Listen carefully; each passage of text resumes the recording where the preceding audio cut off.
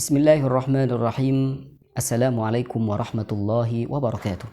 Alhamdulillahi wa kafa wassalatu wassalamu ala nabiyil mustafa wa ala alihi ahli sidqi wal wafa amma ba'd.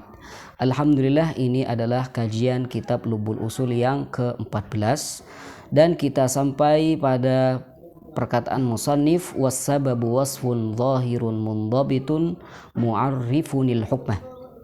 Qala al-musannifu Syekhul Islam Zakaria al-Ansari wassababu, yang dimaksud dengan sebab syar'i, wasfun adalah satu sifat, zahirun yang tampak, yang jelas, mundabitun yang teratur. Insyaallah saya akan jelaskan apa maksud dari mundabit. Mu'arrifun al-hukm, mu'arrifunil hukmah, yang memberikan pengetahuan pada kita sebab tersebut, al-hukmah pada hukum, akan adanya hukum taklifi di sana.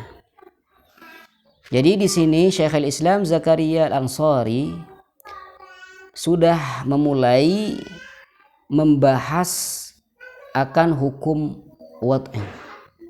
Jadi sebelumnya hukum syar'i itu terbagi menjadi dua. Ada hukum syar'i taklifi, ada hukum syar'i wad'i.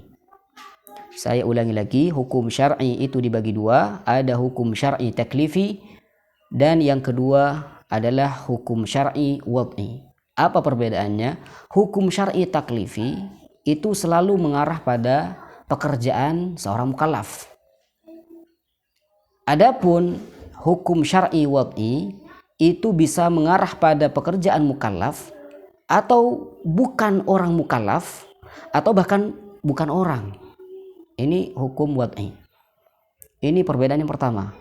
Perbedaan yang kedua, hukum syar'i taklifi itu semuanya atau rata-rata itu bersifat tuntutan, kecuali kalau yang ditakhir. Karena hukum taklifi itu ada 5. Dari yang wajib, yang mandub, dan juga ada yang makruh, ada yang haram, ada yang ibahah. Semuanya bersifat tuntutan kecuali yang ibahah. Ini perbedaan yang kedua. Adapun hukum wad'i ini hanya sebatas tanda akan adanya hukum taklifi di sana. Saya kasih contoh. Adanya pernikahan itu akan menjadi sebab akan adanya warisan. Adanya pembunuhan itu menjadi tanda, menjadi sebab akan adanya kisos. Jadi wajibnya kisos di sini adalah hukum taklifi. Adanya pembunuhan ini merupakan hukum wad'i. Jadi menjadi tanda. Hukum wad'i itu menjadi tanda, khadim kata ulama, menjadi khadim, menjadi pembantu pada hukum taklifi.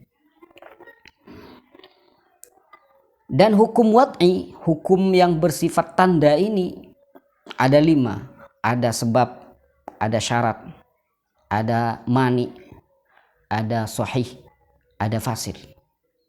Dan kita akan jelaskan satu persatu. Di sini musannif memulai dengan membahas hukum syar'i wad'i yang berupa sebab. Qala al-musannifu wassababu, dan yang menjadi sebab, hukum tanda yang berupa sebab seperti apa? Yang pertama wasfun, harus berupa sifat. Wasfun, apa maksud dari sifat? Sifat adalah sesuatu yang ada pada zat. Seperti ini contohnya, baju saya hijau. Jadi hijau ini merupakan sifat. Dan baju saya, baju ini merupakan zat. Dan sifat yang ada pada baju ini adalah hijau. Jadi hijau ini merupakan sifat. Adapun kain ini atau baju ini merupakan zat. Ini arti dari sifat. Jadi sebab yang dimaksud di sini adalah wasfun. Dan sebab di sini harus zahir, harus jelas, harus tampak. Ya, seperti Allah Subhanahu wa taala menjadikan tergelincirnya matahari sebagai tanda akan wajibnya sholat zuhur. Allah menjadikan terbenamnya matahari sebagai tanda akan wajibnya sholat maghrib. Jadi tergelincirnya matahari, terbenamnya matahari merupakan sifat pada matahari. Dan sifat itu tampak, kita tahu akan tergelincirnya matahari, akan terbenamnya matahari, tampak. Maka apabila ada satu sifat tidak tampak, maka tidak boleh dijadikan sebab, dijadikan tanda untuk mengetahui hukum syariah. Seperti contohnya jual beli sah, ya. Apa sebabnya? Ada ridho dalam hati, tapi kita tidak bisa mengetahui kerelaan seseorang untuk menjual barangnya atau tidak, kecuali dengan mengatakan istaraitu atau bi'tu, saya menjual, saya membeli. Karena ridho atau kerelaan seseorang itu kita tidak bisa mengetahuinya kecuali dengan perkataan. Maka perkataan merupakan tanda, ya, tanda yang menunjukkan isi hati seseorang. Maka seperti ridho yang dikatakan oleh ulama, lam yasluh ayyakuna sabab, tidak pantas untuk menjadi sebab syar'i. Qala al-musannifu wa sababu wasfun zahirun mundhabit. Apa maksud dari mundhabit? Teratur. Apa maksud mundhabit di sini? Yang dimaksud mundhabit adalah tidak akan berbeda dengan berbedanya tempat, dengan berbedanya zaman ataupun waktu. Itu arti sifat yang mundhabit. Jadi sebab yang bisa menjadi tanda akan adanya hukum syar'i taklifi itu harus mundhabit, harus teratur, tidak akan berubah dengan berubahnya zaman, dengan berubahnya keadaan ataupun dengan berubahnya tempat. Saya kasih contoh perjalanan, ya, dari sini misalkan ke tempat yang jauh, jaraknya 100 km, maka seorang boleh mengqashar sholat. Apa sebabnya? Kenapa dia diperbolehkan mengqashar sholat? Karena capek. Iya, karena capek. Tapi capek di sini bisakah dijadikan sebab? Di sini para ulama mengatakan tidak bisa. Masyakko atau capek di sini tidak boleh dijadikan sebab akan bolehnya mengqashar sholat. Kenapa? Karena capek ini tidak mundhabit, tidak teratur. Kadang berbeda antara satu orang dengan orang yang lain. Capeknya orang ini tidak sama dengan capeknya orang ini. Ini yang pertama. Itu juga capek ini merupakan sifat yang tidak teratur, akan berubah dengan perubahan kendaraan yang ia naiki.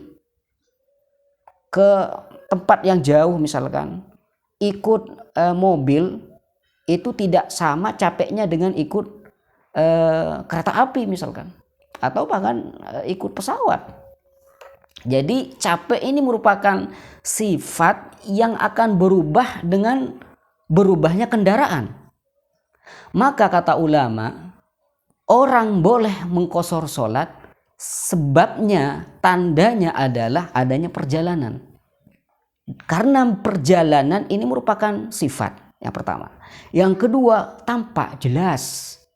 Kalau ada orang sudah perjalanan, berarti sudah jelas punya sifat musafir.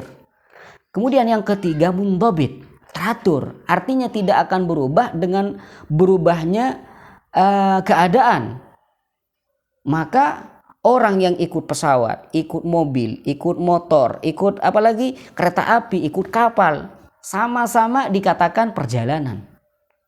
Beda halnya dengan capek. Capek akan berbeda antara orang dengan orang lain, antara orang yang ikut mobil dengan orang yang ikut pesawat terbang. Berbeda. Maka kata ulama, masyakkoh atau capek tidak bisa dijadikan sebab akan adanya hukum syar'i. Mu'arrifun al-hukmah, di mana sebab ini akan memberitahu pada kita akan adanya hukum syar'i. Aqimis salata liduluki syams, ketika matahari sudah mulai terbenam, tandanya kita wajib salat zuhur. Ketika matahari sudah mulai tergelincir, maka itu merupakan tanda akan wajibnya sholat duhur. Ketika matahari sudah mulai terbenam, itu merupakan tanda akan wajibnya sholat maghrib.